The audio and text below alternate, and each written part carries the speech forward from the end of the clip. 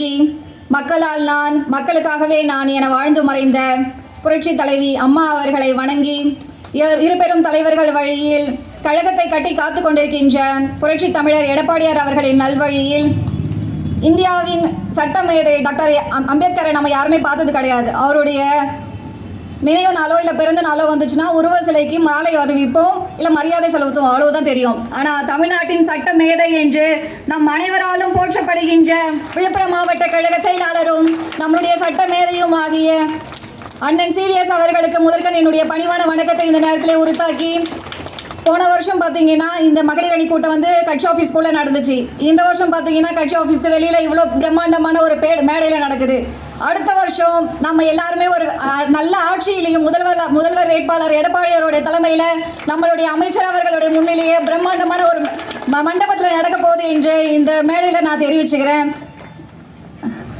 இந்த சிறப்பான கூட்டத்தை ஏற்பாடு செய்திருந்த பாசமிகு சகோதரி தமிழ்ச்செல்வி அவர்களுக்கும், மேடையில் வீற்றிருக்கின்ற அனைத்து சகல பொறுப்பாளர்களுக்கும், அனைத்து ஆண் கட்சி தோழமை பொறுப்பாளர்களுக்கும், ஒன்றிய நகர பேரூர் கழக அனைத்து மகளிர் அணி செயலாளர்களுக்கும், அனைத்து கட்சி நிர்வாகிகளுக்கும் முதற்கண் என்னுடைய பணிவான வணக்கத்தை இந்த நேரத்தில் தெரிவிச்சுக்கிறேன். இந்த கூட்டம் எதுக்கு அப்படின்னு சொல்லிட்டு அக்கா ஏற்கனவே சொல்லியிருந்தாங்க. வருகின்ற சட்டமன்ற எதிர்நோக்கி இன்னும் கிட்டத்தட்ட 20 நாள் தான் இருக்கு. சட்டமன்ற தேர்தலை நம்ம எதிர்நோக்கி வீரநடை போட்டு இருக்கிறோம்.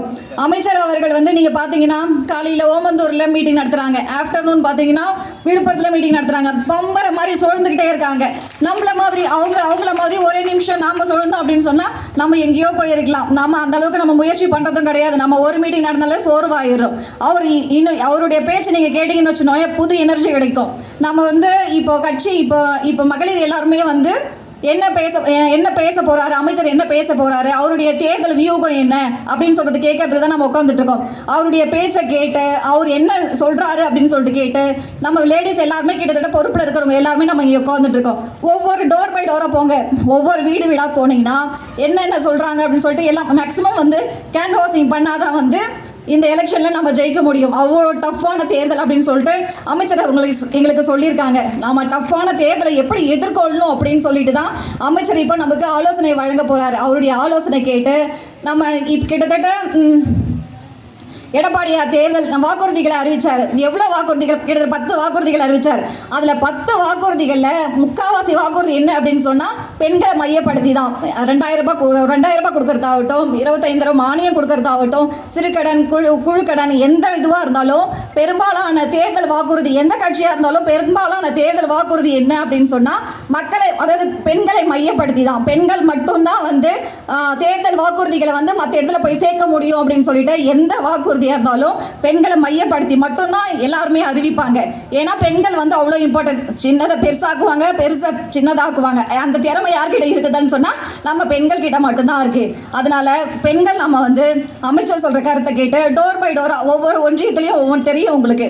நம்ம இந்த வீட்டுக்கு போனா நமக்கு ஓட்டு போடுவாங்க, நம்ம அடுத்த வீட்டுக்கு போனா நமக்கு ஓட்டு போடுவாங்கன்னு தெரியும். டோர் பை டோரா நீங்க வந்து கேஷுவலா போலாம்.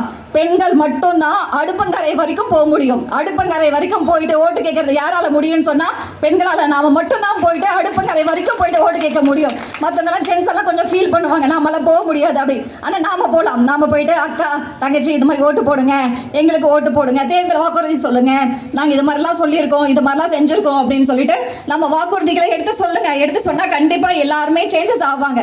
அது மாதிரி நம்ம எல்லாருமே கிட்டத்தட்ட விவசாய குடும்பத்தை சேர்ந்தவங்க தான். விவசாயம் பண்ற இடத்துலையும் சரி, மற்ற மகளிர் உதவி குழு சுய இதுலையும் சரி, எல்லாருமே நம்ம பங்கு பெற்றிருக்கோம். எல்லாருமே சேர்ந்து இந்த தேர்தலில் 2026 தேர்தலில் மகத்தான வெற்றியை வந்து நம்ம அமைச்சர் அவர்களுக்கு கொடுக்கணும் அப்படின்னு சொல்லிட்டு இந்த நேரத்தில் கேள்வி கேட்கிறேன். இந்த நேரத்தில் சொல்லிக்கிறேன் நான்.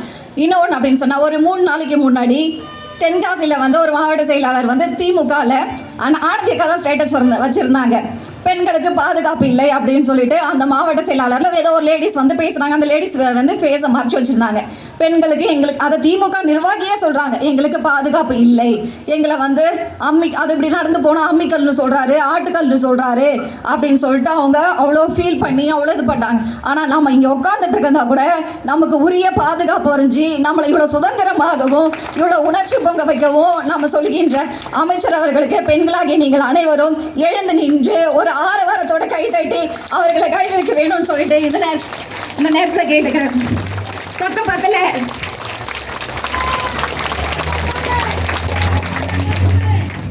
அனைத்து மகளிருக்கும் நன்றி. வருகின்ற சட்டமன்ற தேர்தலில் நம்ம எல்லாரும் ஒன்று சேர்ந்து விழுப்புரம் மாவட்டத்தில் இருக்கிற 6 தொகுதியும் அமைச்சருக்கு ஜெயிச்சு தரணும் அப்படின்னு சொல்லிட்டு கேட்டு மங்கையார் பிறப்பிற்கே நல்ல மாதவம் செய்திட வேண்டும் என்று கூறி வாய்ப்புக்கு நன்றி கூறி அமைச்சர் அவர்களுக்கும் நன்றி கூறி விடைபெறுகிறேன். நன்றி, வணக்கம்.